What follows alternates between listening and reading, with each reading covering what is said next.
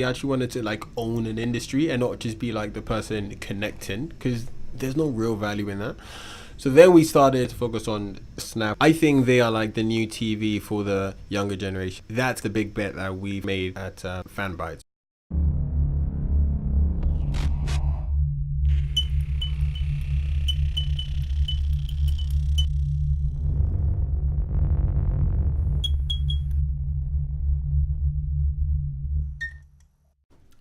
Okay, we're live. Today, Ed and I are joined by Tim Armoo, founder of influencer marketing platform FanBytes. Tim, thanks for coming on the podcast. Thank you for having me. How does it feel to be back in the Founders Factory building? It's good, man. Yeah? I spent the first like 15 minutes just like high-fiving a ton of random people here. It's a good community here. It's good vibes. When did you leave the office? Man, we actually started January. So 6 months, so January, February, March, May, June. So we left around like July. But still good vibes. Like I keep in touch with quite a fair few of the people here, so it's good. Well, even the lady on the door knew you were coming. She did. She remembered you very well. Yeah, man. Yeah, it's good, man. Yeah. No, it's a good community here, and I imagine, to be honest with you, they will get onto it, but they're probably good potential business lines for you in the future. But I'm gonna let Ollie dig into it. Was it a productive experience, being in Founders Factory? It was good. I think when we kind of first started FanBytes, we started like really this Snapchat thing. We started at the start of last year, so we were almost kind of this unknown entity, right? So these guys helped us get like our first kind of users. So Universal and those guys, they were like pretty instrumental. Well, I say they were instrumental. They literally made the introduction. So it was the network that you leveraged. Yeah. And subsequently they've been useful, but they're good, man. Cool. Well, let's predate that, because there's a hell of a story leading up to FanBytes, right? I guess the golden goal of this conversation is to unpack influencer marketing and, of course, the great work that you guys are doing at FanBytes. But before we get there, let's talk about you, because you're quite an interesting guy. I've got here You're a swimmer. You're a swimmer and a magician. And a magician. Those are the two things that really stand out for you. And I do want to ask about the swimming because you still haven't gotten a pool yet. Well, you still haven't learned to swim yet? I can't swim. There's this kind of like random stereotype that like black people, for example, can't swim, right? I'm not saying anything. And like for me, is this thing where if I was being chased by a shark, I reckon I could like get out, right? But like you'd hope so. Yeah, I'd hope so. But if it was just like a leisurely swim, I'd probably drown. So you know what? The funny thing, actually, sorry, this is by the by, but the best swimmer at school, there were all these people who get into the pool at 6 a.m. every single day, and the best one was my mate Calvin, who's Hong Kong Chinese, and he used to smoke like 20 cigarettes a day, and I don't know what it was, but the guy was incredible. And then there'd be people who were like stacked and put like Michael Phelps and just you either can or you can't, I guess. But yeah, anyway. I mean, like the swimming thing, I tried it and it went well for like 2 weeks, and then I don't know, I just kept drowning, man. So I just thought, nah. So after the attempts at swimming and magicianhood, you've actually started your first company age 14. Yeah, company for a bet. For a bet, yeah, man. So kind of the stories that at 14, I was hanging out with a really good friend of mine who's now like, I don't know what Kunal's doing. I think he's now like a physicist or something like that. But we were walking down the road, saw this like black Mercedes Benz, asked each other, hey, how much do you think this Benz cost? And we're like 14, so the idea of money is just like a pound to us is like whoa, right? So I said 100 one-piece suites. Exactly. Literally. Don't pretend you were around when one-piece suites were around. Please, that's 1980s. They never. Yeah. So I said kind of the biggest number I could think of, £500, right? Because to me that's like at 14 I'm thinking that's like 5 million. That's like a lot of money, right? So then he made me a bet. He said, I bet you wouldn't see £500 before the age turned 18, right? Again, just because it seemed like a huge amount of money. So then I decided to kind of like take on that bet, right? So to me it was a 4-year bet. And the whole idea was I went home, started looking around online to see ways you can make money, right? But when you go on the internet, especially I'm like 23 now, so like 9 years ago. When you go on the internet and you search like ways to make money, the things you see are just ridiculous. Wild West. Exactly, right? Wild Is West. these guys with a ton of bling driving a Ferrari with just hot girls everywhere? It's like, pay me $497 a month and I will show you how to be like this, right? Who's that guy? Was it Ty Lopez? Who for about 18 months was all I ever saw on my YouTube adverts every single time. It's like 2 Lamborghinis, but no, what's more important than that? But you know what? I have so much respect for Ty Lopez. It's like insane. Like, Okay. I actually look at Ty Lopez and think what he did was like so ingenious. Because he grabbed mindshare, and by grabbing mindshare, now he's got, I think I was reading this thing saying his email list is like something stupid, like 2.5 million people. So if Ty Lopez brings out literally a Ty Lopez branded pen, he just sends out to his email list, and then he just makes like millions, right? So although it's kind of this, 18 months ago, it's like super intrusive and stuff. Like, he actually was able to grab mindshare. Now he's making bank every single day from just like, just having that audience and being able to tap into it. It's true, you know what? And if you've got a stomach for it and you're willing to be the person who pisses a few people off by just being on everything, you're not going to be for everybody, and some people are going to just slag you off. But as you say, if he's got 2.5 million email subscribers out of it, it's like he should care. And he's found his audience, and they say you can monetize 1,000 good emails. 1,000 good email subscribers on your list could be worth $100,000 a year to you. So that's a Tim Ferrissism, isn't it? It's a Tim Ferrissism. I mean, why not? So Alpha Tutors. So then, went online, saw a bunch of these like garbage scams. But then what I did see was a quote, and I don't remember who it's from, but it was an amazing quote. It said like, work with what you know. And I remember on that day, I had done pretty well in math. So we done a test. I scored like, I think 100% on that actually. And then I was like, I'm just gonna tutor people in math, right? So next day, went out, kind of just asking people in my school, hey, I'm gonna tutor you in math. I built a reputation in school as being the nerd, basically, right?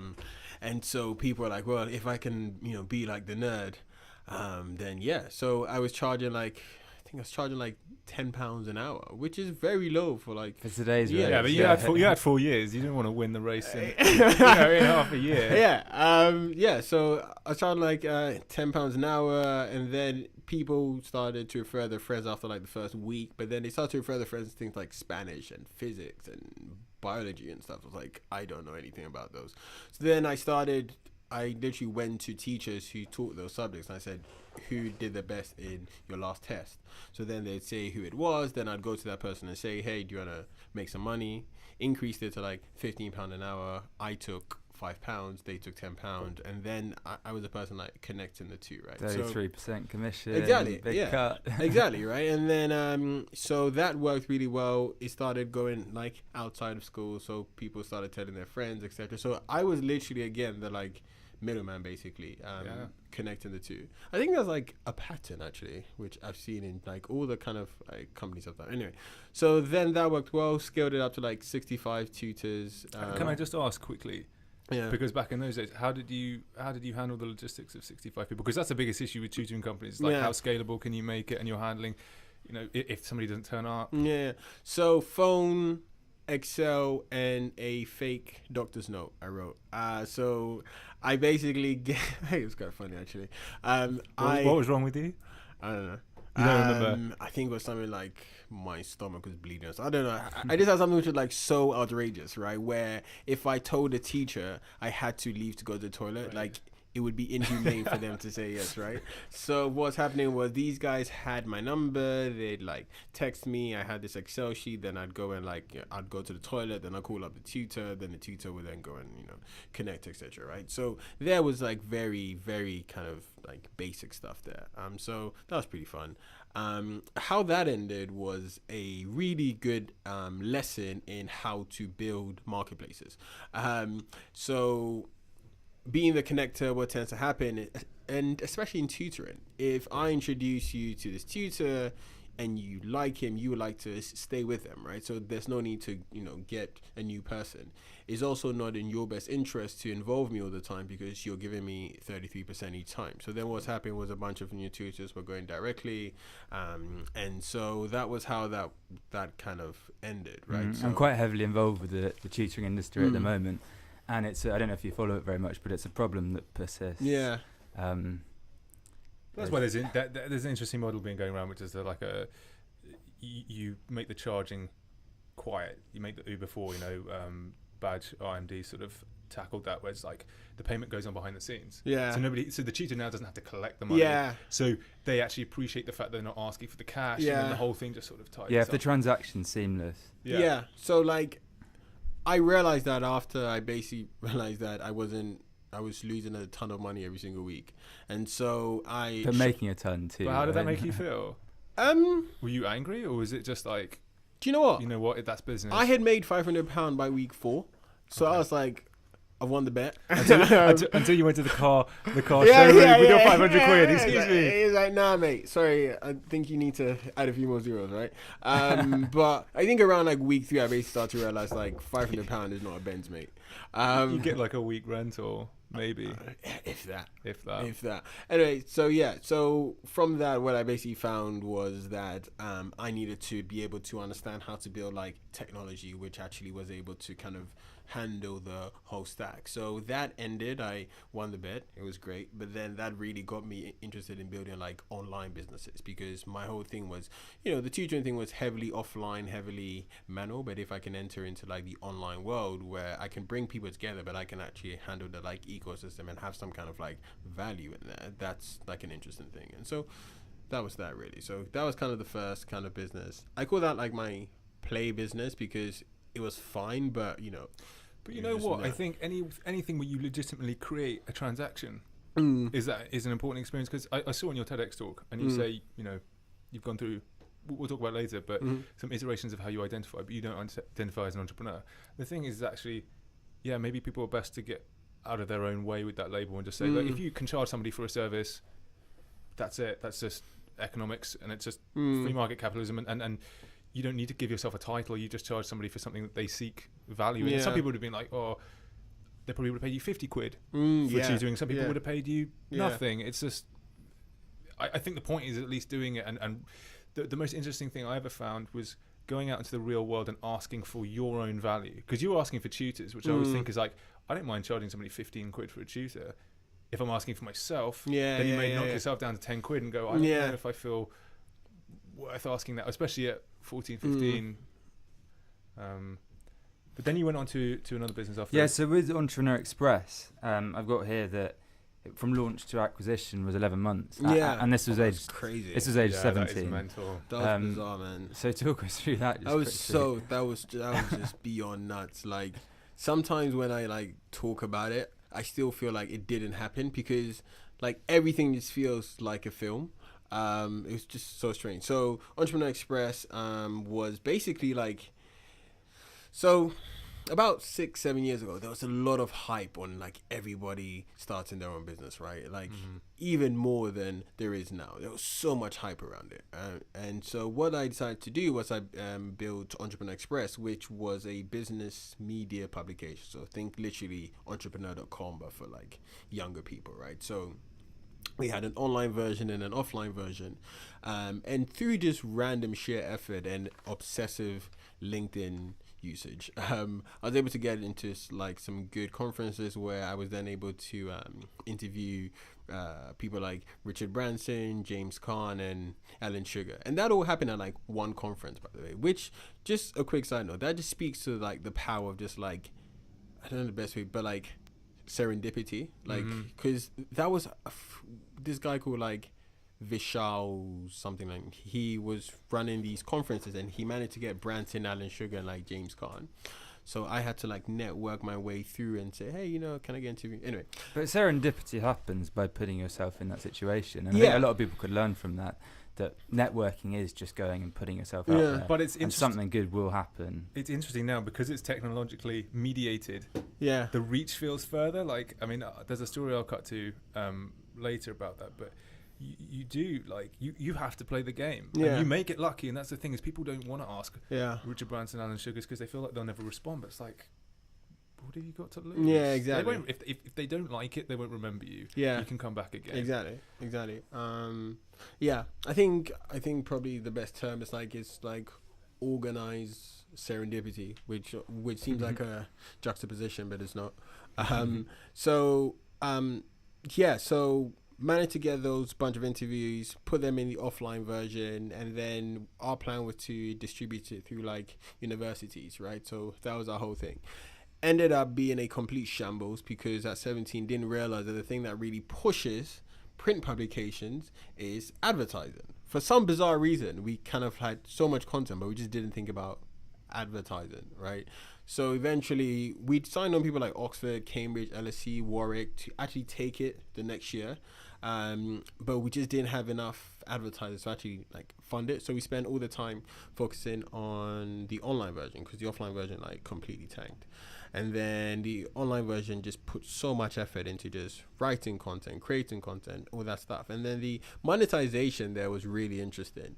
I basically knew how to grow a lot of like big Facebook pages. So if you think about the precursor to what people like Unilad and Lad Bible are now, And there's Hello You, the Tab, exactly. the Uni Paper. Yeah, there's a whole load of them. Exactly. So like those guys, I knew a bunch of the people who not only like own those pages, but they own them, and I knew the like system to like build those pages. And these guys would own pages around like motivation and inspiration and all that stuff. So then I'd go to those guys and say, hey, you post my article. I know that would send, tens of thousands, hundreds of thousands of people, and then I'll go bring an advertiser, and then I can like guarantee they'll get 100,000 impressions, and then I'll give you a cut of the impressions that you get, right? So they were essentially building my traffic up for me. Then I was bringing advertisers who were involved in like display advertising, etc. And that was how basically I like made the money. They would advertise on Entrepreneur Express, and then I'll send a ton of traffic from these like big Facebook pages, and that was really like how we kind of made our money from there. So that was a cool experience. And then within literally 11 months, I think it was in November or something like that, we just got this random email from a company who said, hey, we'd like to partner up. And so I'm thinking, I'm like 17 in my shorts on Friday, 2 a.m., right? And it's saying partner up. I'm like, yeah, okay, mate. And then he says, hey, can you send some like information about, your site, your traffic numbers and all that stuff? And I'm like, yeah, cool, whatever. We speak in an hour, and he says, hey, I've been looking through your numbers. Rather than like partner up, would you be interested in like potentially us like acquiring you, right? Brilliant. And this is why I just believe it's like a film or something. Been like, that's just, this guy is crazy. I wouldn't have believed it for sure. Yeah, and then I was like, oh, well, yeah, let's like discuss that, right? Because I didn't even know what like a proper like acquisition like meant, etc. Right? So to me and the company, I think they called like iHorizon Media or something like that, right? So they basically own a bunch of like blogs in like so many different verticals, so like animals and food, etc. So they were building up their like business vertical. So when they said acquired, I'm thinking, I'm in like first year sixth form, right? I'm thinking I'm gonna have to drop out and go to America to like write for them. But then it was like, no, like we just like to acquire you guys. But wasn't he losing the value that you brought in? Because that's the thing, is it felt like you were facilitating a lot of the... Well, what did he want? Why did he buy it? So what he was buying was the traffic systems that I've built. Right. Because again, from like Alpha Tutoring, I'd basically realized that you don't want to be like really in a manual business which like depends on you. So I'd basically built like a system whereby the way I was able to generate traffic was really simple. So it was like a folder where the people who own the pages could take the content, post the content, record their views. So it was buying the system and also the like email list that we'd grown, right? So I think we had an email list of about, Lord knows, it was quite a lot, like 270,000 people on an email list, right? In not a very long period of time either. Exactly. So to him it was like, actually we could take those 270,000 people who can then convert to some of our other blogs and the LTV of those are much higher, right? So he was buying kind of the traffic and also like just like the data, the data being like the emails basically of like young entrepreneurial people. Man, if I saw Tim and I was going to acquire the business and you were 17, I'd have been like, I'll pay you 50, 60 grand a year, come like get out of school. Yeah, he didn't know. Like he obviously didn't know I was I'd be young, really. right? Do you know where it is now? Do you know what the story is and what it's become? Lord knows, man. I think that whole company just became an agency. Right. If I'm correct, I think like Horizon Media are now like just like a media agency. So I think they tried to become like a media company, didn't quite work. And then Well, let's also. Sorry, Ollie. I mean, I guess the fact that he didn't know ties in quite nicely with the main theme in your Tedx talk about how you can create identity and sort of inhabit a persona in order to achieve a certain task at any one moment. And the fact that you did it so ably with him was that you convinced him in your underpants, age 17, to pay you that amount of money. Yeah, it's kind of funny. I just quickly, just for people who I guess haven't gone through that acquisition process, literally, how did that operate? Just a bank account, you agree to transfer the IP, you sign some documents, like how long did it take? Yes. What did it involve? So he sent so after I'd be like, yeah, let's chat. And what he did was he said he'll speak to his people. And then what happens is they send you something called an LOI, right? So a letter of intent. And that's the thing saying, listen, like we're actually quite serious. And when you have a letter of intent, that means you can't actually talk to any other person about selling a company. But what I did was I manufactured another person who was attempting to sell the company, who was attempting to buy the company. So I was like, that would have taken him like 2 months to do, but I was like, listen, like there's this other company here, they're like really keen on this thing, etc. Complete bullshit, right? 100% bullshit. Like as in it was insane crap. And then he was like, okay, yeah, cool.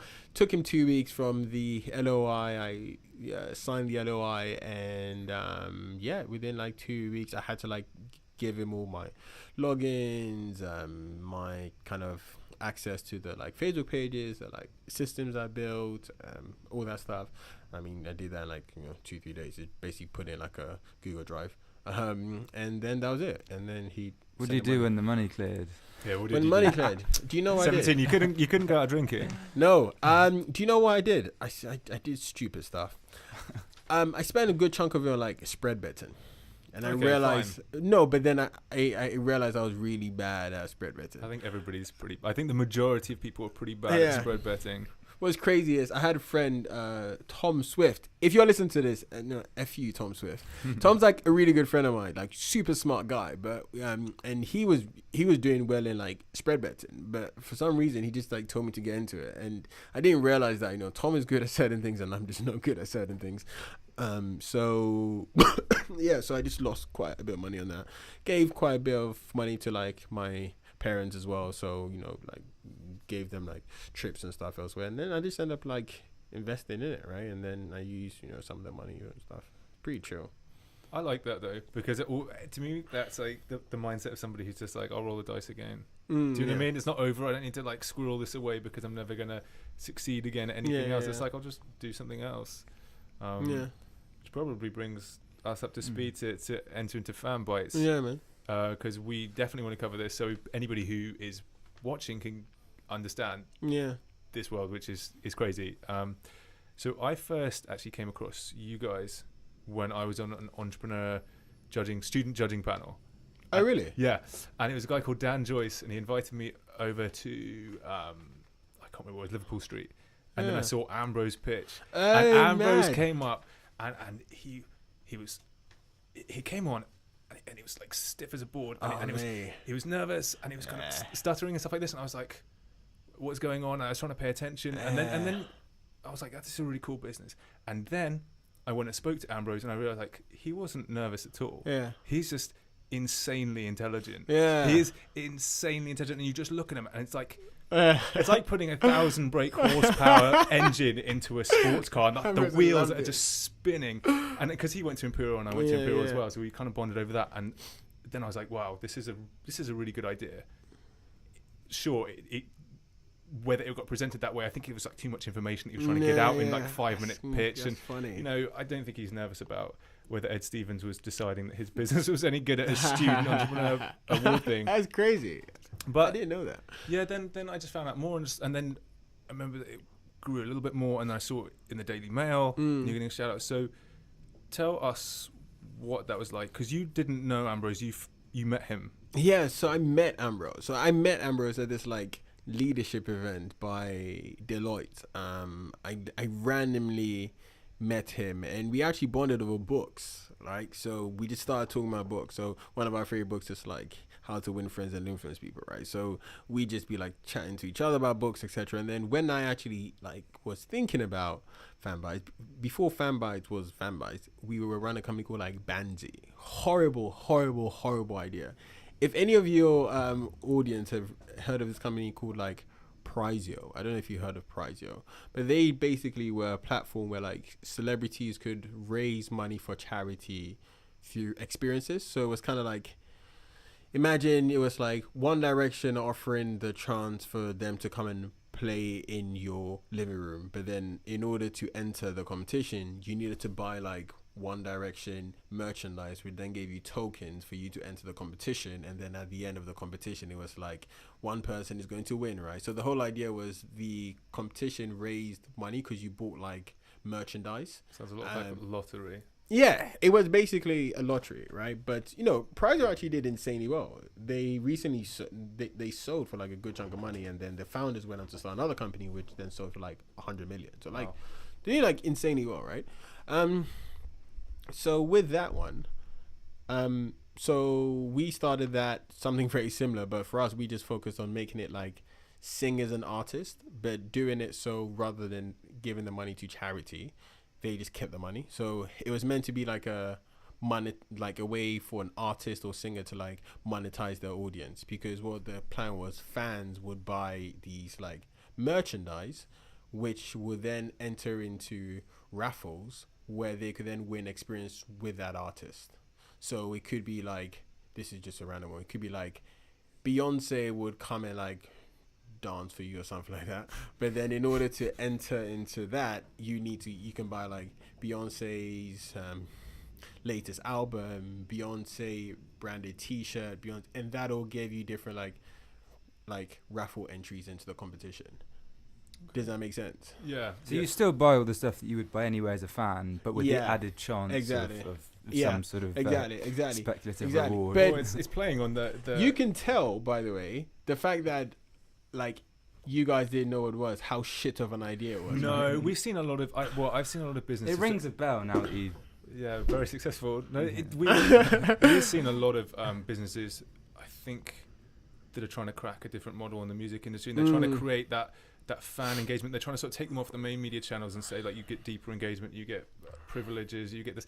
It's very hard. I think that's such a difficult business. It's very hard. And the investors are super scared of it as well, because there's this notion that goes around investors at the moment that's like, they still feel the music industry doesn't make any money. And it's like, it doesn't in the way it used to, but the money's coming back in. And you know, if you're doing live tours, there's a lot of money. Yeah, still. mate. It's ridiculous. But I just think people were just shying away from it a bit. The confidence has been a bit lost.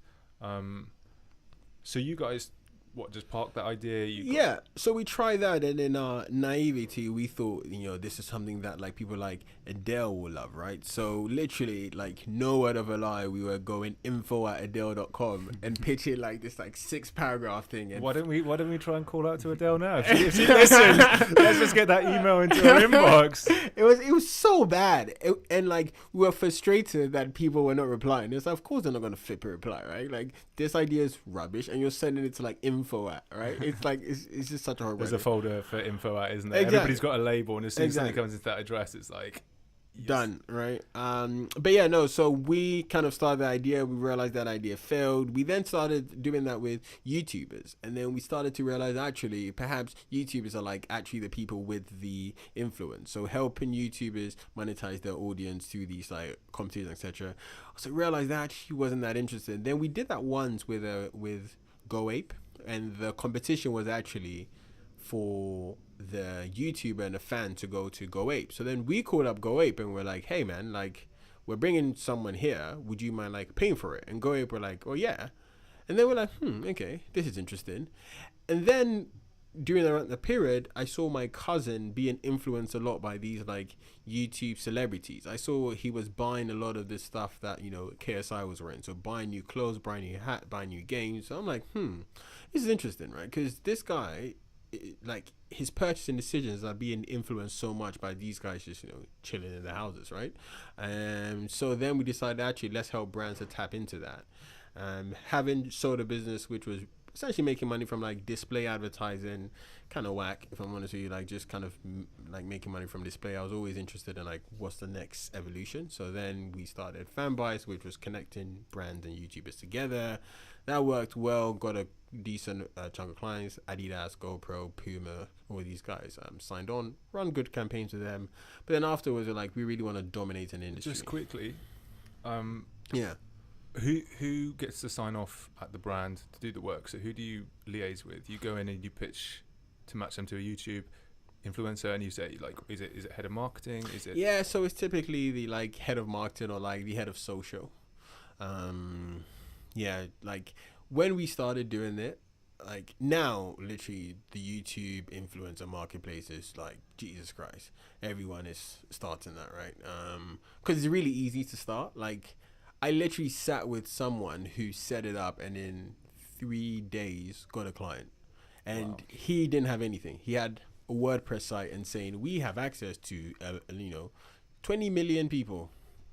He didn't have shit. Well, I wanted to ask about that because I guess when you're starting out on any marketplace, you have this chicken and egg problem where in order to get one side attracted, you need to pretend that you've got the other side and vice versa.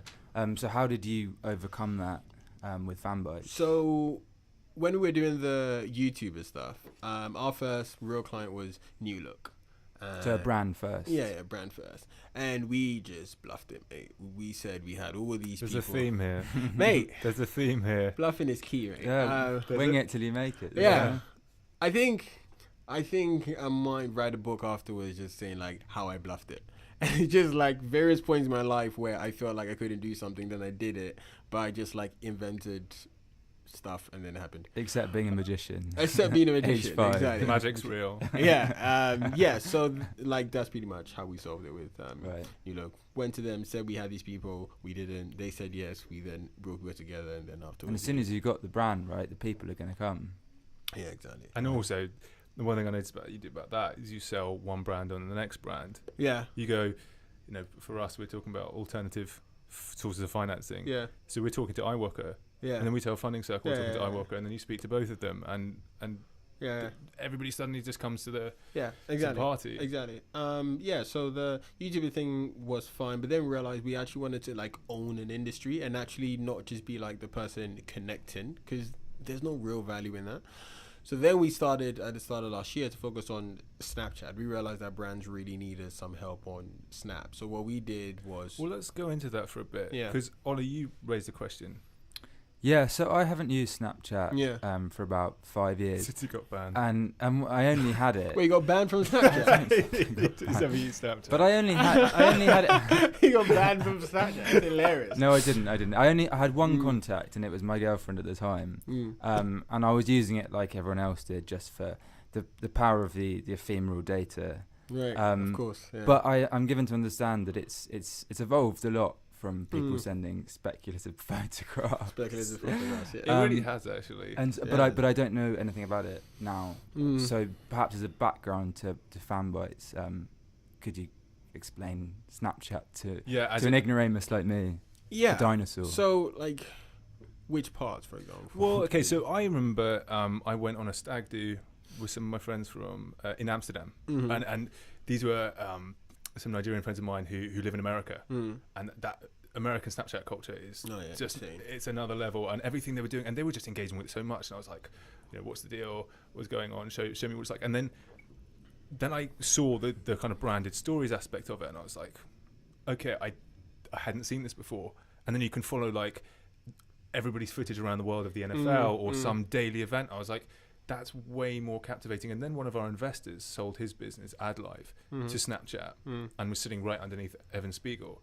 And so I started speaking to him about it and just sort of seeing what the potential of it was. And obviously everybody started speaking about, when the acquisition offer was parked and what the long-term vision was going to be. But I was like, this is really engaging with people. And I didn't understand the way you create content around that. But like, from that understanding, where do you see it today? How are people using it as a casual user? And because also another person who I saw who did really well is Lethal Bizzle. Yeah. Became this like, he was good in the music industry, and then we raised money for a company called Ping Tune, and he was involved in that. Yeah. And he just had this audience who I mean, he's such a big character, like he's hilarious on it, but he then started to publish records on the back of just this Snapchat audience, and it was like, okay, you're going straight to the people you need to go to make the decisions about your career that you need. So for me, one of the big things that I've always thought about Snap, which I think a lot of people are not quite following, is I think they are like the new TV for the younger generation, right? So that's kind of the big bet that we've kind of like made at FanBytes, right? And that kind of decided how we go about, building the business, right? And as you mentioned with the Lethal B thing, right? He is now his own broadcaster, right? And in a world where like, Facebook is not kind of say completely immersive as say Snapchat, where, as you mentioned, there is an ability for Snapchat for you to literally just like type in the word Drake, right, and see hundreds of videos of just people just dancing to Drake stuff or at a Drake concert, or so really being able to almost have this personalized TV channel where at any point you can just like tune into things that you like. For me, it's the big misconception is people think it's just like a social media app, which is the reason why, when Instagram brings stories, it like, people just snap. But if you think about it, it's like, this is actually the future of TV for like younger people. It's on the phone. Everyone can be a publisher. The old media companies like Sky and all these guys have now built specific Snapchat channels, because to them, they're thinking, we think this is the new form that the 13 to 18-year-old is going to consume like TV. Let's be there. And that is our big bet. And like, it's interesting to see that those mainstream companies are agreeing with it, because we had Anthony Rose on last week, and as well as he's currently the founder of Seed Legals, but in a previous manifestation, it was his identity. He was the man behind BBC iPlayer. Yeah.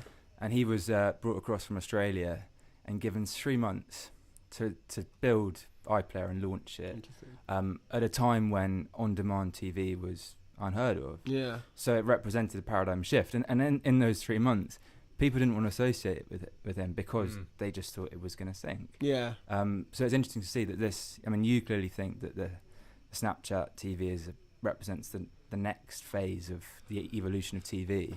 But it's interesting to see that Sky and other companies are backing that as well. So, Sky, like Daily Mail, all these guys, like even, one of the things that we do on Snapchat is like we own these like really massive engaged channels, right? And so a channel is what? Is it like a hashtag that you own that people can search for? And no, so it's like a username, right? So we might own a Snapchat channel which is around like beauty and fashion, right? And we might say this product is hot, and literally in the next 24 48 hours tons of people have like bought that product, right? You know what it's like?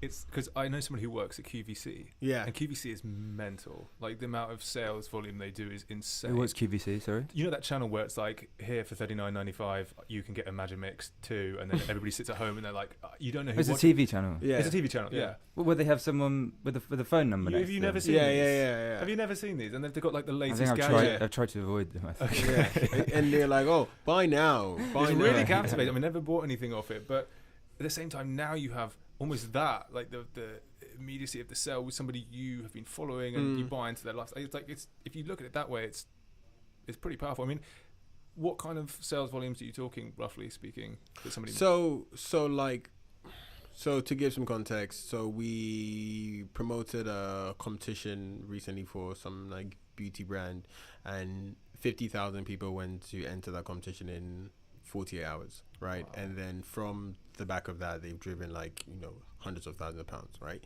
So that type of thing, right? So to us, like, that's where it gets interesting. For me, just in general in life, right? Like, there are two major like things you can have. You can either have a ton of money or you can have a ton of influence. If you have any of those two, you'd be fine. So one for us, often you could- begets the other as well, right? Exactly, right?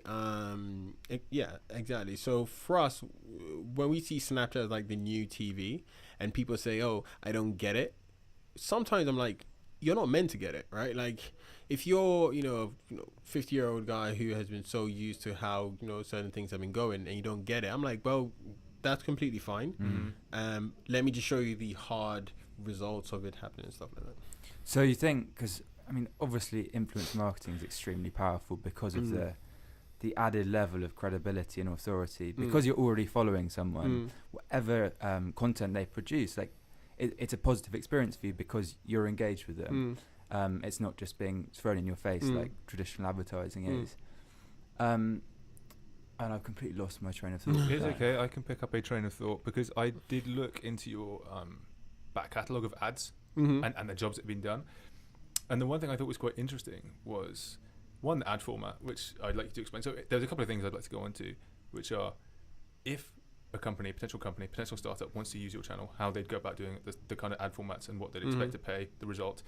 But also, that was quite interesting was I couldn't really work out because I watched three influencers sort of sell me on this album. I think it was the Charlie. And they're like, here's this music, go to the music, and I was like, that's okay, but I wonder, like, does the influencer believe what they're engaging with? Does it even matter? Is advertising, is that even important anymore? Is it just? And then I was kind of like, I wonder how far they can go from their sort of typical fan base to pick up a check. If you suddenly go, actually, I want to go to, I don't know, a country and western singers music, check it out. It's like, you may get paid a lot, but what's the general rule of thumb in terms of diluting your own sort of authority? Yeah. So I guess there's like two questions there, right? A couple of questions, yeah. So the first one was about like audience dilution, and yes, is that fair? So yeah, what's fair for the influencer to do in terms of picking up a paycheck versus and possibly being disingenuous versus kind of keeping that core identity that they're trying to broker, I guess. Yeah. So on our end, one of the things we kind of pride ourselves on is like it's 100% opt-in from the influencer, right? So if they decide this is actually something that fits with my audience, then they can like go ahead and at least say this is something that they'd like to run. But we also implement a lot of like quality control as well. So for example, we would never run like more than three ads of the same type of company in like 2 weeks or something like that. So we've put in these kind of like systems in place to make sure that we don't kind of have this like audience like dilution and stuff. Because you're right, if every single day of the week someone was just promoting this and that, you'd be like, actually it doesn't make sense. So there we have like contingencies, but also when you add the fact that influencers are not like forced to say anything or forced to actually like be a part of a campaign, then those two things are how we try and solve like audience dilution. And when they do promote something, how do you measure the effect of each individual influencer? Yeah, so remember when earlier I was saying that we moved out of the whole matching brands to influencers thing because you don't actually own anything, right? One of the things we have at our disposal is like, so I'm a computer scientist in the whole team, Ambrose, as you mentioned, is a mechanical engineer. My co-founder is a computer scientist as well. So we're like, pretty geeky.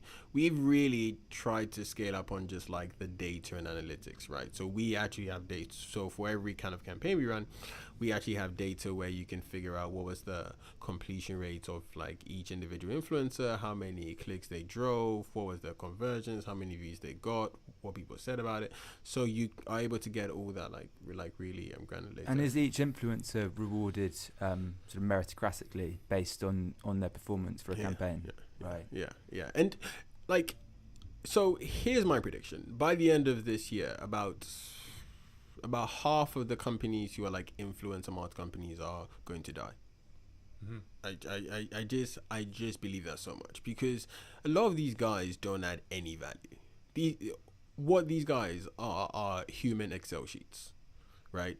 there are people with a ton of different like, usernames and subscriber names and followers. They don't actually have any actual like value. So when you have a company like us, who not only we have like technology, but also a different part of the business is where we actually own like Snapchat channels ourselves, which have like millions and millions of people following them.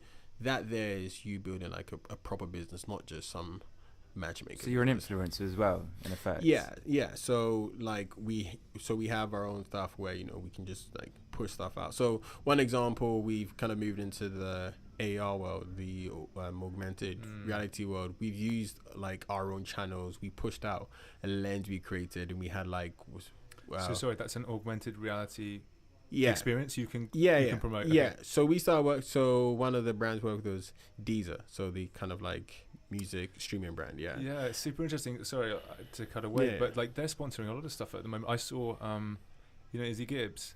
Yeah. And he was sponsored by Deezer, and I was like, that's interesting. Yeah. So the brands are actually sponsoring the artists. But anyway, sorry. Yeah. So they did like an AR. So we created for them like a augmented reality boombox, which basically, depending on the music playing in the background, it moved according to that music. And we just put it on one of our channels. Within like 24 hours, 1 million people had like engaged with it. 40,000 people had like created videos where they were like playing around with the boombox, right? So that's something that we can just do, and that is value. That is not just, hey, let us introduce you to this influencer, because those guys are gonna die, like 100%. And I would say this every single day: those guys are gonna die by the end of this year because you had no value. To create that filter, do you send that off to a graphic design department? Do you build do you code in an AR sort of development environment? Like, how does that?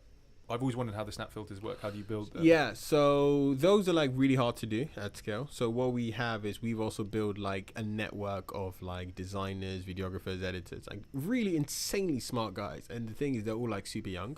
So I think with that like a boombox thing was created like by an 18-year-old or something like that, right? So that person created that, and then it was distributed to other 18-year-olds. So it's just kind of like perfect kind of thing where you have like created by a kid, sent by a kid, distributed by a kid, seen by a kid. And you pay them?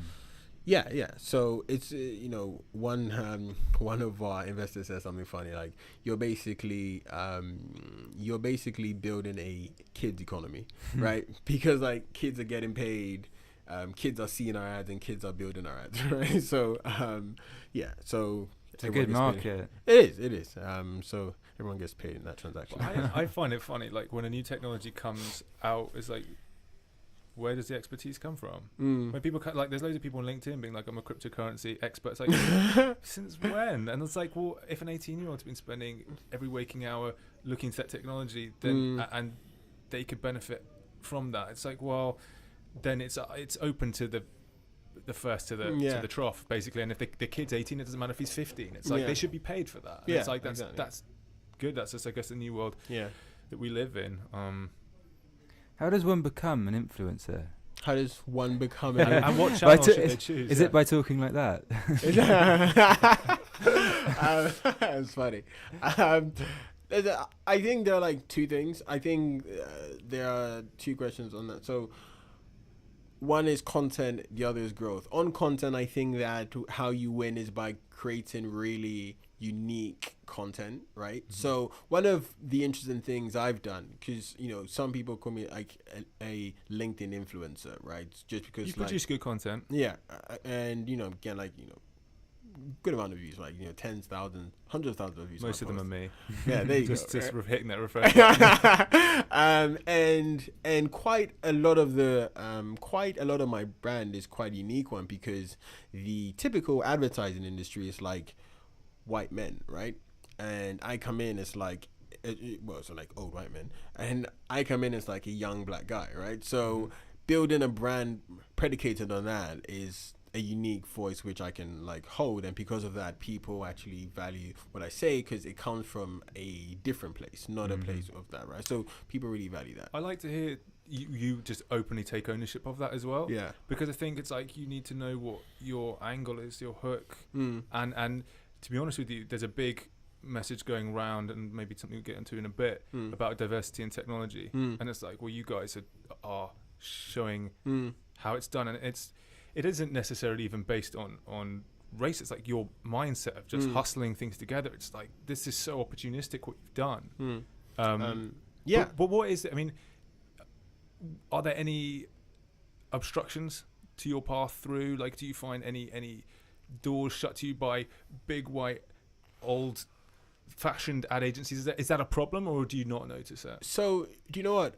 I play on that like a lot. So I play on the fact that we're very different, right? Mm-hmm. So I play on the fact that my 3 co-founders, and all of them, 2 of them are from Ghana, one of them is from Nigeria, right? Mm-hmm. And I extend that to the fact that there's a diversity of like thought and stuff.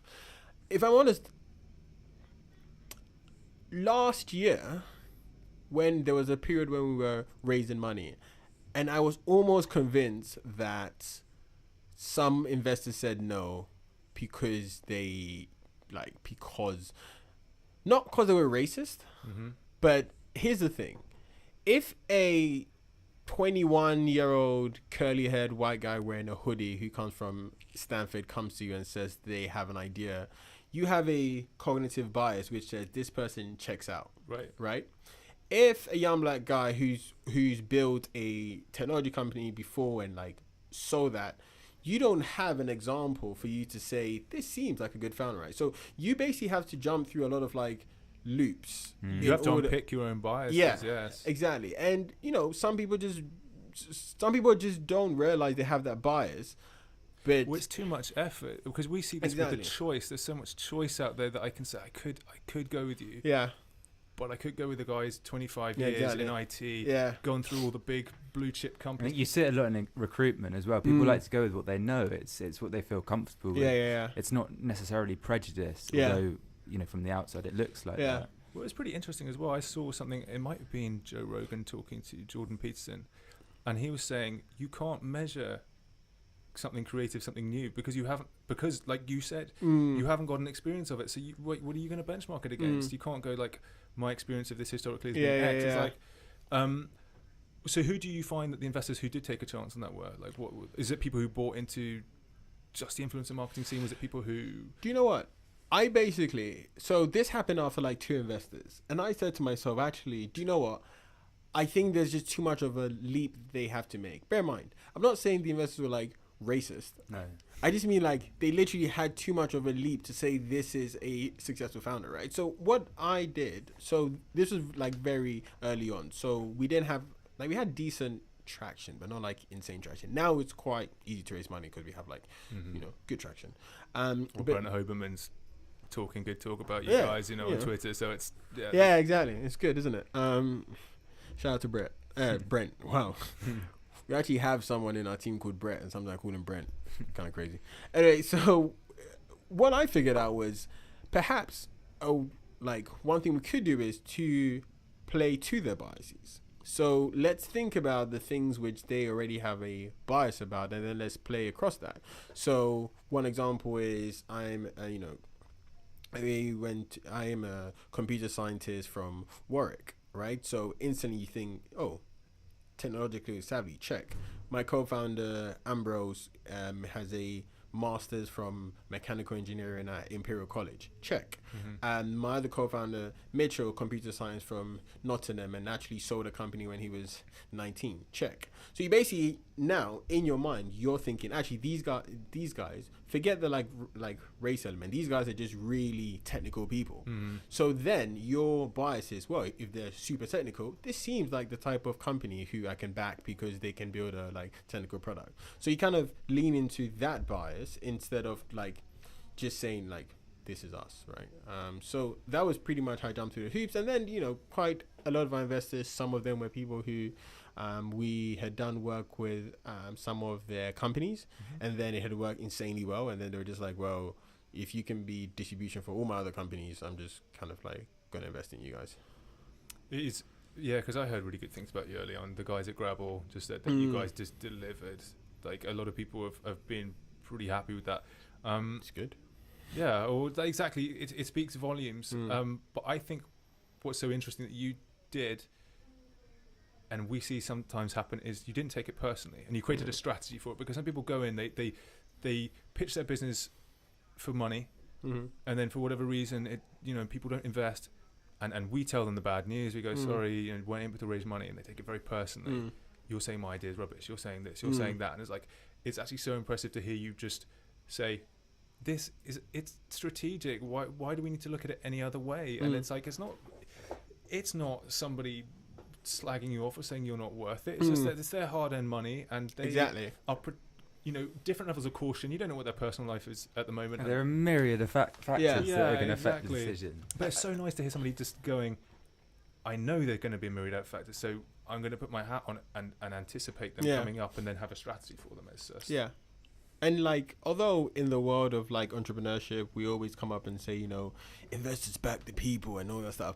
I think when it comes down to it, man, like, if you can make something as objectively like a good decision as possible, like, you're always there, right? Like, if I came to you, like as we did earlier, and I said, oh, hey, we're doing like 100K a month, and we've done it for the last 3 months, and we've been going higher and higher. Like you don't need to even like believe in the person, right? It's just like, this business is good, I'm not gonna go. It's like Ben Shapiro says, he just goes, facts don't care about your feelings. Yeah, exactly. It's like, it's true. Exactly. Like, it's just objective reality. I wanted to ask you on a slightly different tack, if you have any sort of case study examples of influencer marketing working exceptionally well, because I know we were talking before we started recording about Oleg Fomenko, our friend and the founder of Sweatcoin, and how they've spent nothing on traditional marketing. They spent all their marketing budget on influencer marketing, and they've gone from something like 1 million to 8 million users since September. And that's extraordinary traction, and just using influencer marketing. But I wondered if you had any sort of case studies of your own. So I mean, apart from our stuff, do you know who I think like did really well? It was Casey Neistat, the YouTuber. He did something with like, I think it was Emirates or like Turkish Airlines or something like that, where I think he basically spent like, they gave him a private trip where he just chilled in an airport, and he went to like different like countries and stuff. I think anything that gets you really hooked into the like experience just through the laptop that you're watching or through the like computer, I think anything like that is like really cool. I think so. There are a bunch of companies, companies like Fitty and all these guys where they get like really hot girls to be like, oh, Fit tea made me lose weight. I think that's like really bad. Like that's like really, really bad, right? Because like, what? Like, that's not anything engaging. That's not anything like immersive. For me, if you can find a way to like really involve the influencer to convey an experience, right? That to me is like where you win. I've actually recovered my wayward thought from earlier, and it pertains to this. So I guess from what you were just saying, this sort of marketing only really works for certain brands. So I'd say yeah. So we've had to, in the past, I think I literally did it 2 days ago. We've had to turn down a lot of brands. And I have other friends who are in this industry also who have had to turn down brands as well. I think there's some brands where regardless of what you can do, it's like really hard to kind of really get the message out, and it's probably best that they really kind of like focus on. Is that in part because of the nature of the brand, but also because of the audience that you have available? So in our case, it's audience, right. But I think like in general, sometimes it's just like the nature of the brand.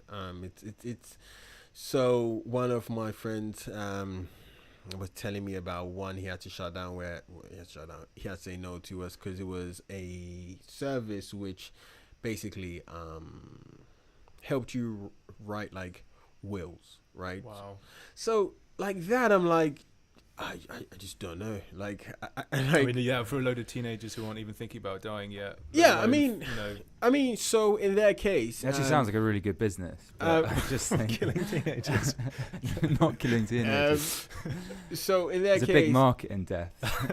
like that's the thing. Yeah, It sure. is huge. It's, That's it's huge. guaranteed. But the way that you scale is not like through like Exactly, influencers. yeah. It's through perhaps doing more like traditional stuff or We trade saw press and stuff. a good company handling that called Funeral Care, and their way was just to create a marketplace where instead of people getting ripped off at the time they need the services most, it was a marketplace for pointing you in the direction of all the services you need, like one-click buttons. Yeah. It's like I like that because the time you're experiencing that, it's not the time you want to be being ripped But off. it wouldn't work if they did an RIP channel on Snapchat, No.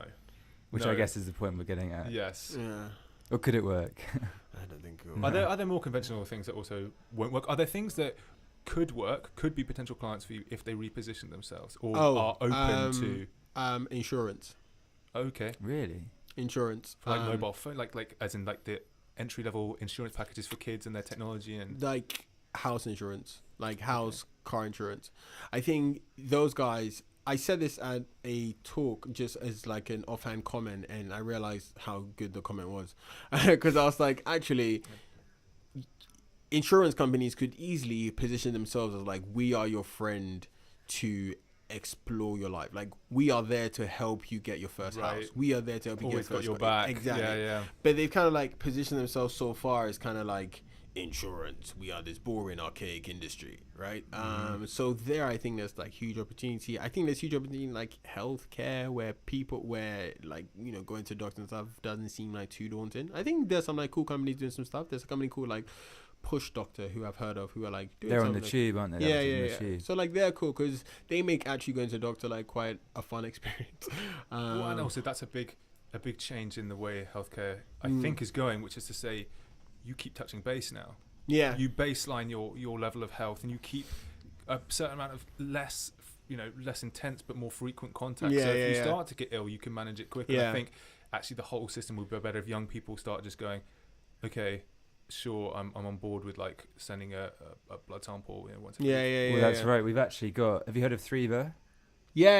Elliot Elliot and Hamish. So we've got Hamish coming on the podcast in a couple of weeks. I think. Yeah, they're cool, man. I see their ads. Like, I saw their ad on the tube once, and I sent a picture to him. Like, yo, this is so dope. Like, the That's ad. cool. Have you Cool. tried That's it? cool. Have you tried it? I haven't tried it primarily because I'm like super scared of it. We tried it. It doesn't hurt I don't know that Okay. much. Ed went right. white as a sheet. Yeah, to get away with it.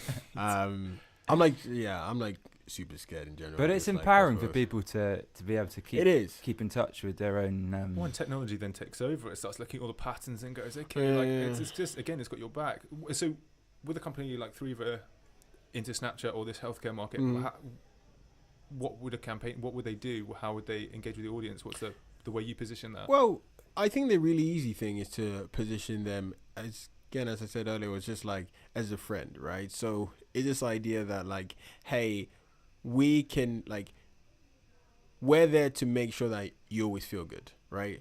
We're there to make sure that in the long run there aren't any kind of like crazy things that pop out at you which you didn't know.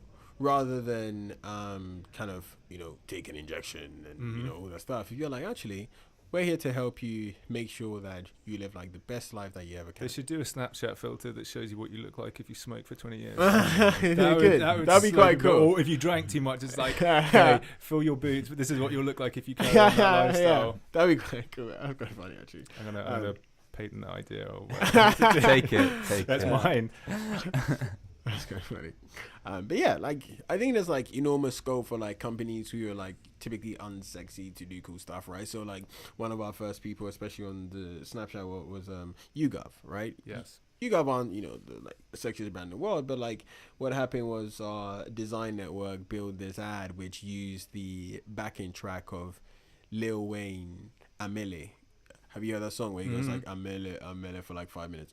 And, you know, that whole thing, he's just talking about how like rich he is, right? So the positioning was, you, Gav, if you go and answer some surveys and get paid for it, you know, you could end up being like super rich like Lil Wayne, right? Or Birdman. Yeah, or Birdman, who actually has the money. Mhm. But you know, that did really well because the audience reaction was like, yo, this is so cool that they use like Lil Wayne, right?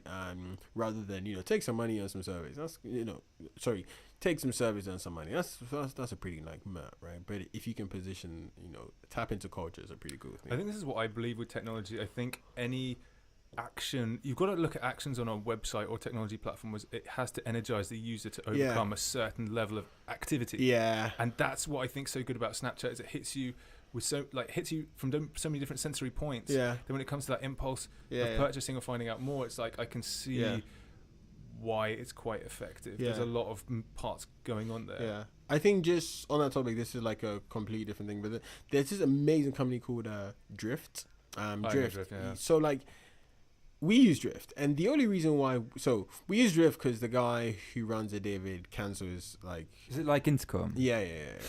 But We got an endorsement for Intercom last week, Yeah. so you're okay, fine. but like, if you go, you know, there, you know, like if you go on their site, it just compelled you to use Drift. Like, it's like everything about it just seems like this is a community which I want to tap into, right? So they have some of the customers, but they call them like heroes and all that stuff. So like little things like that are like pretty cool ways to like, you know, hit people from like different sensory points. We wanted to pick your brains about a particular social influencer Yeah. who's had a bit of press about him Yeah, recently. yeah. And that's Logan Paul. Ah. I don't know what your thoughts were on it. Well, should we, if anybody doesn't know, should we give him an introduction? Yeah. So, do you want me to? Or Well, do you okay, want to? I go, you take over, fill in the blanks, because Sure. so I first saw one of his videos after Christmas last year. Mhm. So literally never heard of him, and I watched his life in review for 2017, and it's this, he wakes up, so he's got a GoPro on, and he wakes up, and he puts on his camo pants and his t-shirt, opens his balcony, runs across his rooftop, jumps onto a trampoline, and then lands into his pool. And then what happens is like this 5-minute video of Yeah. how insane this 22-year-old kid's life is. And I mean, he is ridiculously, like, he's a media entity unto himself. Like, he has 5 million subscribers, his videos go up, they get millions of views, and he's bought himself this $6.5 million mansion. And so the stage So was, the money's come through his own. you know Yeah, what? yeah, Actually, yeah. he started back in the days of Vine. Actually, the one thing I do respect about him a lot is the guy knows how to create content, and he's done it by working very, very Super hard. Grinding. But then, I think it was January the 2nd. I found out is he just kicked up this absolute firestorm, and I'm going to let Crazy. you introduce. Yeah. So the firestorm was a video he uploaded where he had gone to this forest in, is it Japan? It was in Japan. Yeah. It's like northwest of Mount Fuji. Yeah, so it's this forest which is known as like the suicide forest, because, you know, people go there to commit suicide. And he went, discovered a dead body, and he made a video of him like joking and laughing around with the dead body. And obviously people, when he uploaded that, people were like, you must be joking. And the firestorm, he had to, you know, take the video down, and since then he has been on a tour of just constantly apologizing. It's definitely mea culpa, isn't it? It's just, I mean, the thing is, and I'll say, it's just suicide is not funny. Yeah, of course. There's nothing funny about it, and my feeling about it is I don't understand what part of the, you know, let's say we went out to make a piece of content, we'd review it at the end of the day, and I think we go, I'm not sure about this. This feels like it's an unnecessary risk to take. So I don't understand why that thought process didn't happen. I don't think he wanted to insult or make fun of suicide. I think he genuinely was out of his depth. He was living a real world experience that is so much bigger than you, no matter how big you think you are. The silence and the stillness of that forest and that person there is like, you just back right off. You're not bigger than that. You don't have anything to say about that. That's somebody's privacy. We don't need to enter into those. I mean, to say nothing about age, because we're all quite young here, But he's walked a pretty gilded path. He doesn't seem to put a foot wrong. Yeah. Not sure when he started 10. making these videos. He was 10. 10. Right. So Not on YouTube, but on Vine. I think he was super young. Yeah. And obviously he made his money very, very quickly. And there must come with that this sort of this arrogance that you believe that any piece of content you create, people are going to get the message that was intended by it. And I'm not defending him. I just think he made a criminal, stupid mistake. But he's a young guy. Yeah, he shouldn't be deserved to be ruined by the mob for it. You know what I mean? Yeah. It's like I'm a little bit algorithmic in my approach of this. I'm like, so the videos come down, the video about suicide awareness has come up. But that's right. So he's done He just did that on the 24th of January or something. And my opinion is, as long, and we'll have no way of measuring that video prevents more people or inspires more people to seek help if they need help, and they should seek help, because I think there's a way out for everybody, even if they can't see it or not. If it serves that purpose, then I think he's done more harm, more good than he's harm. done more good than harm. And that is the power of influencers, right? Like, because he's in such a prominent position, he can make such a dreadful mistake. Like, if one of us had made that mistake, maybe not you. Yeah, the tumbleweeds don't care what we. Exactly, it would have passed unnoticed, and it would have been, paper lining tomorrow's bins. Well, how do you manage him out of that as an influencer? If you were going to give him advice from now on, is it head low? Is it so? He'd be off your platform. Yeah, definitely. So Tim's not answering my emails. It's gone to info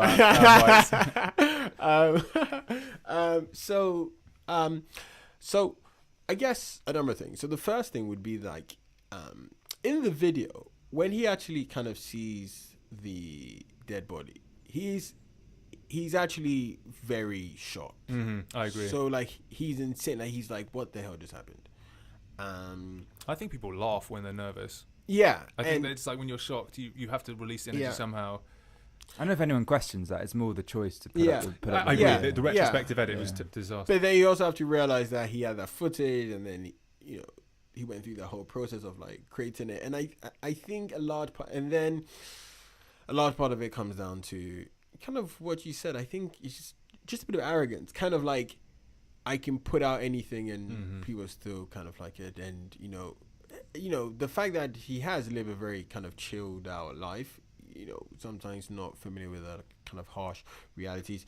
I'd say that if I was kind of a manager or something, so after the thing, he said that he released the video to drive awareness of suicide. I think he shouldn't have done that at all. I think that he just messed that up big time. I think what he should have done was just come out and said, listen, like Kevin Spacey. So yeah. I was actually just gonna draw that exact parallel. I also think how Kevin Spacey handled that was so abysmally horrible. Yeah, it was disgusting. Like his PR team should all be fired, right? But maybe they just were like, we've got nothing. We've got nothing. Yeah, I mean, in these cases, but it's so insulting to gay people. What you just come out? It's so so insulting. And the thing, if I was saying, I'll just say, listen, I am so sorry for this. Like, I'm so sorry for this, and figure out a way in which you can actually kind of make better. So like the video he made, and people appreciate gestures quite a bit as well. So if you are like, okay, then for the next month I am going to create a bunch of videos which are all going to be on like suicide prevention, and all my YouTube money, every single penny, is going to be kind of donated to a charity, or I'm not going to monetize in it, like something like that, right? And I think the problem is that people do feel like he kind of just brought up this storm, and then it's like monetize on it. But I think he genuinely didn't know that this thing could go like as crazy. Imagine starting 2018. I literally thought that. I was like, no matter how bad my 2018, it's the stuff of like, as you say, it's the stuff of movies. His life was so extreme, and then it got hammered. I mean, to be honest with you, I wouldn't be surprised if he had his own suicidal thoughts on the back of how this is drastic this is interesting. It shows how dark of a place the internet can be. So all these people, his audience, people who aren't his audience, but now the low gang, low gang, right? Obviously, he's accountable to them, but they're now, well, not all of them, but some of them have now sent him death threats. Yeah. By calling him out for laughing at suicide, and they're missing the irony there. Yeah, they're missing the irony. Yeah, I mean, I feel like in these cases, the thing you can do is just say, "Listen, I'm so sorry," and actually make like practical actions to show you're sorry.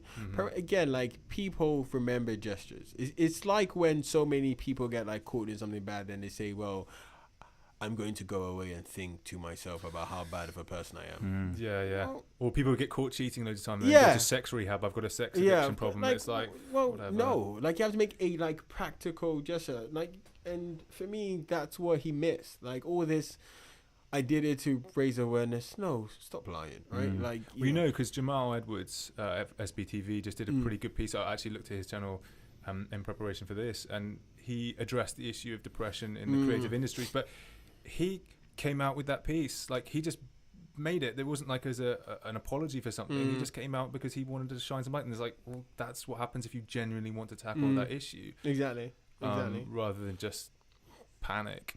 Yeah. It's just an error. Do you see the same level of, because YouTube can get quite vicious. It can get quite vicious. Like, you see the comment section, it can get nasty. Do you see issues with that in Snapchat? Yes, very much so. So as I was saying, like, some of the kind of channels we own, sometimes we'll post something we're just off the mark. And in what respect? So we have one of our channels is full of, fiercely independent women. It's all about like, it's around like life advice and relationship advice and stuff. And one time we posted something which is just like, it's a bit off the mark because it kind of like suggested that women were like subservient to men. And like, say I posted it now, it's now like 6:37. Say I went to get some water, 6:40, the phone froze. Oh, because there were just so many comments coming through, like, what the hell were you doing, right? So yes, you do get that. And the crazy thing is, like, Snap is like talking to your friend. YouTube is not so much like that, because I can't, if I send you something on Snap, only you can see it. So I'm almost directly having a conversation with you.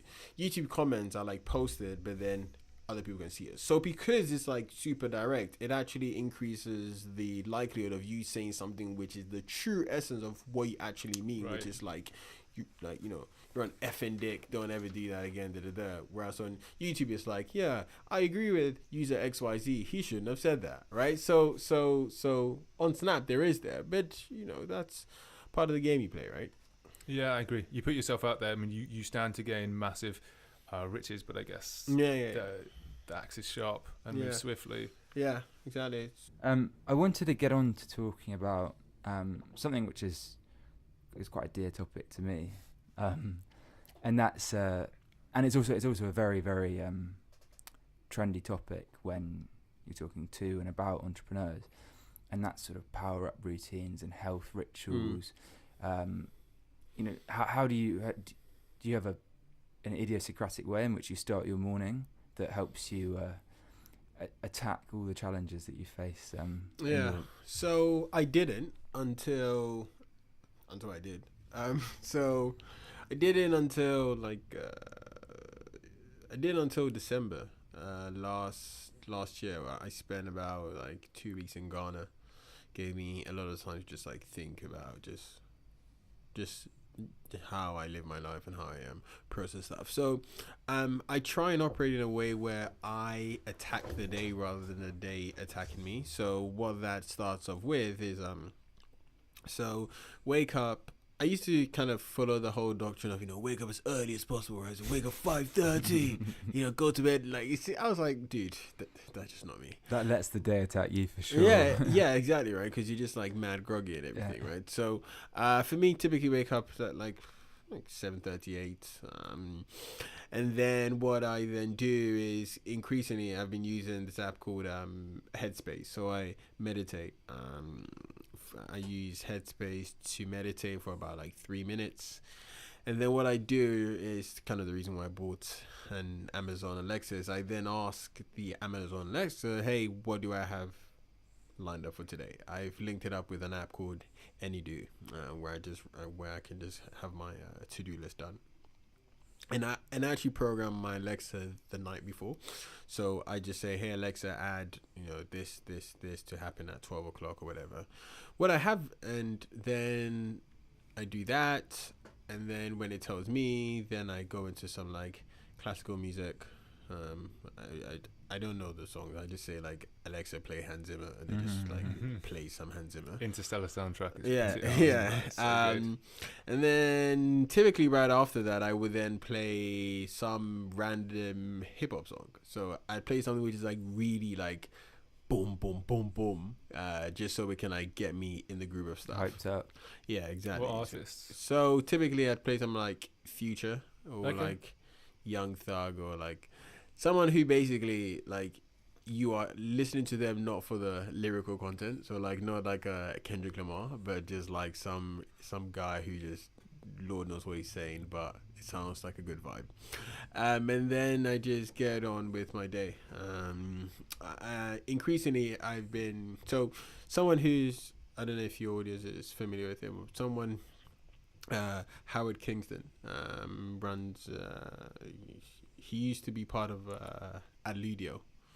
Howard Kingston, really cool guy. Is he on the founders thread? He's on the founders thread. That's where I see the name from. We spoke and he was talking about like just planning out your week instead of like planning out your day, and rather actually plan out your month and then fitting in your stuff like in the week. So what I try and do every day is I don't try and go overboard. I only try and do like 5 things.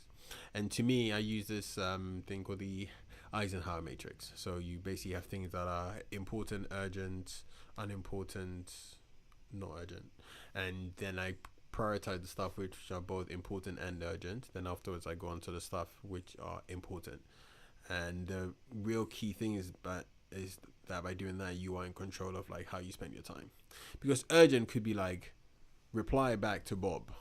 But if you don't really need to reply back to Bob, like if you put that at the top of your schedule, then Bob is in control of your schedule. You should always do things which kind of move you forward. So if it's like, yeah, ideally reply back to Bob, well, Bob can wait until I finish like my top 5 things. So that's kind of the routine I follow. It uses a lot of like technology.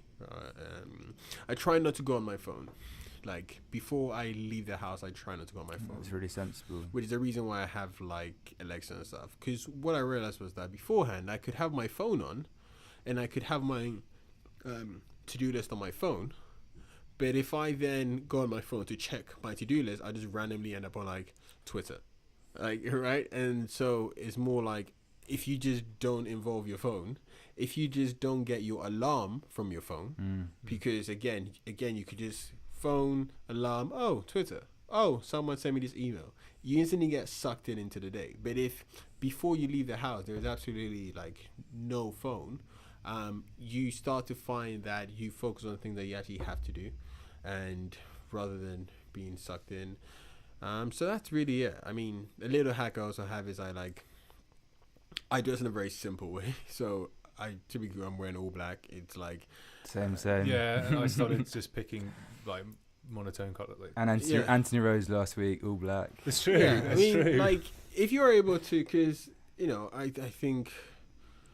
So my girlfriend and I counted, I think have like something saying like 43 black shirts or like 43 black t-shirts. So for me each day is just like black t-shirt, black trousers, black socks. All right, let's go. So then I don't need to like think about it. So like Steve Jobs, Hank Moody, all the great figures. Mark Zuckerberg also has one wardrobe. Yes. Just the idea of like trying to reduce cognitive overload, right? So I think that's your point about the phone is really important. That's why I'm off Facebook. Oh yeah, because they're designed to distract you. Yeah, there's no way you can achieve any level of focus with if you've got 10 tabs open. If you're watching a film or a documentary or whatever, but you're also looking at your phone at the same time, you're engaging with neither. Yeah. And I don't know the science behind this, but I'm told that actually has an impact on, the way your brain is wired, such that you'll then find it harder to focus on one thing at a time. Yeah. In the future. And the neuroplasticity kicks in. Exactly. It's like, and it was why. We'll come on to Josh Waitskin, but it's like people with insane focus. It's like it's not just your willpower. It's like the wiring of your brain is like specifying it, and meditation as well. You have to cultivate it, exactly, and that's meditation. That's why so many people. Yeah. Yeah, because beforehand I used to think like meditation was just super like woo. In fact, my co-founder Ambrose is like, people describe him as very like woo, right? So he's just so woo. Yeah, like, he has a maths degrry. Or maths degree? So he has chemical engineering. Yeah, sorry. He has an engineering, but he's so like woo, like it's unbelievable. And he was telling me about like meditation. I was like, oh, this is another one of his things, right? But when I tried in Ghana, like it just centers you, and you always want to be in like control of your day, like always. And your thoughts. And I think that's what social media doesn't let you do. Is before you go down that news feed, it's like you could, Trump may do something to send you into a tailspin, and you suddenly start worrying about how unfair. Like it's like it just isn't worth taking the risk. Yeah, the upside's not enough. What's the best that's going to come out? You get an interesting article. And it's also like, for me, it's like about like 50% of our clients, I'll say probably 60% of our customers are like from the States, right? So I could randomly just get emails from like the States at like 3 a.m. or something like that. And if you see it, your instant thing is, reply back. But if you're just like, actually, no, I'm not going to do it. It's interesting that you say that your co-founder Ambrose is super woo, because there's a great book by James Fadiman. I think it's called The Psychedelic Experience. And one of the chapters is on how they use psychedelics to solve engineering problems. Interesting. As in, so they dose people with psilocybin or LSD in lab conditions, but these people were, Stanford engineers who'd been working on a problem for 2 months, and they were encouraged to spend all their energy on that for 2 months. And they came in, they were given the dose, and according to the results of the experiment, the narcotic had the effect on them that they could visualize the problem in a way that it gave them a new perspective on it that for many of them was super enlightening. Well, I think you have that because my dad's an engineer, and you have that structural mindset. You have a mode of thinking which is like characteristic of an engineer, and I think potentially the psychedelic experience allows you to, it's very visual, so then you can visually rotate the problem in your head with the same kind of architecture that you've built up. So there's like discipline. I don't think you can just go and take psychedelics and sit in a field and expect to solve anything. But I think when it combines with like this slightly like this analytical way of thinking, but you just knock it off center a bit just so it comes at a problem from a different angle, I think it's pretty interesting, because it's becoming so like synergistic with the narrative that comes out of San Francisco. It's almost becoming like acceptable reality. The microdose flow states. Yeah. There's a friend of mine who's doing this thing called, he tried to get me to do it. I did for a day. I was like, nah, forget that. Sleep hacking, right? So every 4 hours you go to bed. Superman? Is that the Superman sleep? I don't know. But it's like every 4 hours you go to bed for like 20 minutes. Yeah, that's the one. And like he did that for a weekend, and he was like, yeah, I'm cool. I was like, this is bullshit. Right? So I stopped on like Friday. Like I started on Friday, I stopped on Friday. I was like, this is stupid. And it takes me like 3 hours to get to sleep. Yeah, right. But people try all these different hacks. It's cool. It's fine. Do you do normal stuff like sport and going out on big nights out? Like, what's your length of rope you permit yourself in terms of just being a kid? Because the one thing I say is like from 14 to now is amazing what you've achieved, but like people shouldn't forget that comes at a price, which is that you miss out on a bit of regular childhood of not having any responsibility. Yeah, so this is something which I've thought of extensively. So obviously, I don't drink. I know I didn't drink much, and you don't drink much either, Ollie, do you? For me, a number of reasons why I don't drink. When I drank, I just lost focus a lot. You're fine. Not even getting drunk, but like just even feeling a bit like the aftermath. It can be really deranging. What about diet? Because what a lot of people don't realise is how big of an effect what you eat can have on your mental state. So I started this thing called like intermittent fasting. Yeah. So well. before and Intermittent fasting. so I've been doing this thing called like intermittent fasting. Before and I was quite like a chubby kid. Oh, actually, I wasn't ever chubby. I just had like excess weight, which I shouldn't have had. So again, following on from Ambrose, started doing intermittent fasting. I like Ambrose. I like the sound of Ambrose. He's good. And then we should get him on sometime. Yeah, he's an experienced. He's so smart. And I think that intermittent fasting is a pretty solid thing. I complement it with diets, and dieting, I'd say I'm not great. I have a personal trainer right now, so he can like force me to like go gym and diet well. The gym is fine. The dieting is like because I can't cook. So because I can't cook, a lot of the stuff he told me, like sweet potato and salmon with veg, I'm like, fuck, you know, how do you do that then? Right? So, you know, thankfully I have a girlfriend who can cook. So, like, she helps me with that. But even... You're going to upset that Snapchat channel again if you... Yeah, probably like probably that. Be end careful. yeah. Are you sexist? And with the intermittent, so how do you run that? So mine's like super extreme. So we're all for extreme. I'm interested to know if I pass it. Mine is any specified 2 hours during the day, and then that's it. So you only eat within a period of 2 hours. Yeah. So you have one meal a day. Yeah. So it can be at any period. So it could be like, today. Today I think was between like 1 to 3. Right, that juice. That juice right there. That juice is fine. Right. Make him feel bad. Juice is fine. So I can have like juice and stuff, but like actual like food and stuff no. So that's it. That's really how I kind of like treat. So that is intense. But I can tell you why I think, in a way, it's very, very good for you. So the version of intermittent fasting that I do is circadian rhythm intermittent fasting, and so I try to eat 2 meals a day within an 8-hour window. Yeah. So I fast for 18 hours. 16 hours. 16 hours.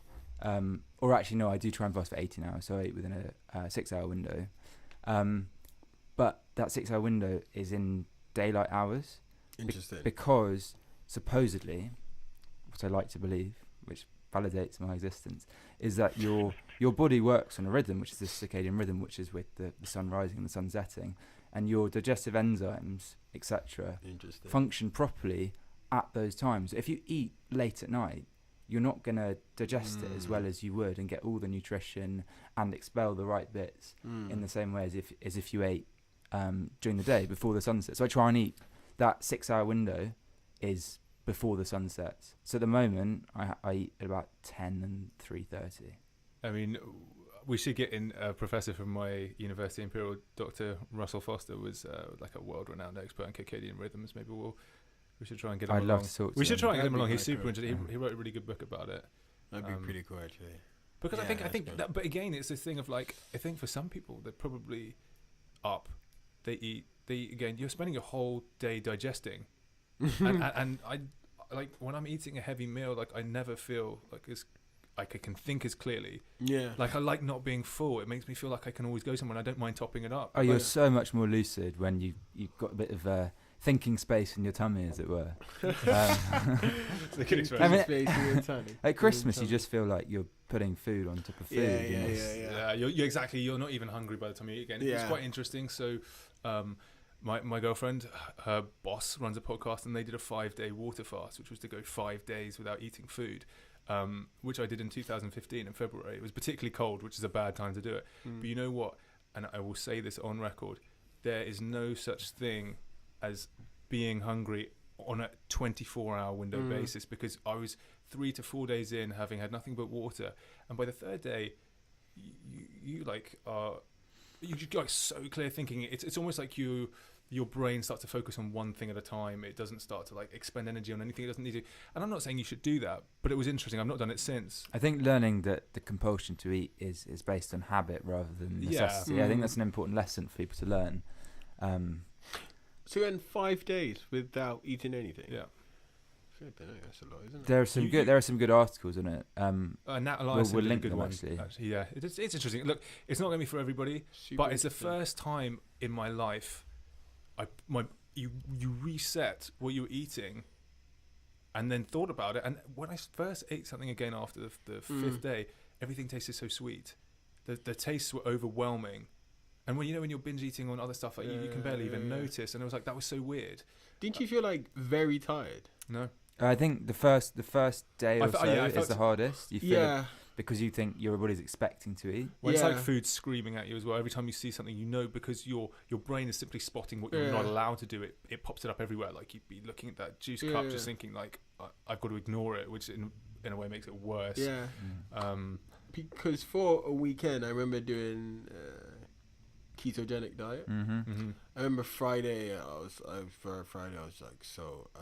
this is ridiculous, right? And then Saturday, I was still like, this is ridiculous. And then Saturday evening, I was like, oh, this isn't bad. And then Sunday is bad. Well, that's it, because your body's going from being carb adapted, which is what most people are, to fat adapted, which is supposedly, and I from my own experience, I think it is very satisfying once you're used to it. And you fill up much more. You're much more satiated. You want to eat less frequently.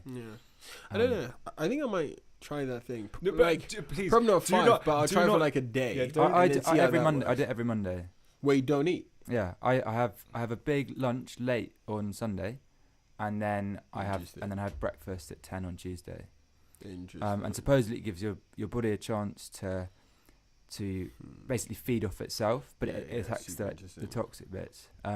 There are some good articles I can send you after this. That'd be cool, man. It's like, but if it makes you feel better, like when Novak Djokovic said that going vegan worked for him, if that works for you, that's what's so important about health, is that it's very personal. It's individual. It's like you can't. And the problem with the health system is that they treat conditions by prescribing drugs, whereas each person is so different. And that's why I guess the 23andMe, these movements towards like personalized nutrition and medication, I would have thought would save the health system a lot of money, and hopefully save a lot of people. They will. The transition though is always the difficult part, because you can't show the valuable outcome. I mean, how can I show that intermittent fasting may help you in 40 years time?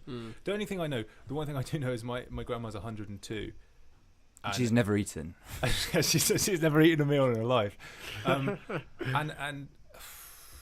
she has had no strategy. She's not even in a nursing home yet. Like literally, from when I first saw her when I was 5 to now, she's looked old or just old, and she's not changed. And it's unbelievable when you speak to her on the phone, and she never forgets your birthday. And I mean, for her, I think it was just avoiding stress. But let's assume, you're going to get stressed because you're working in an entrepreneurial environment. We're going to get stressed because we're working in London.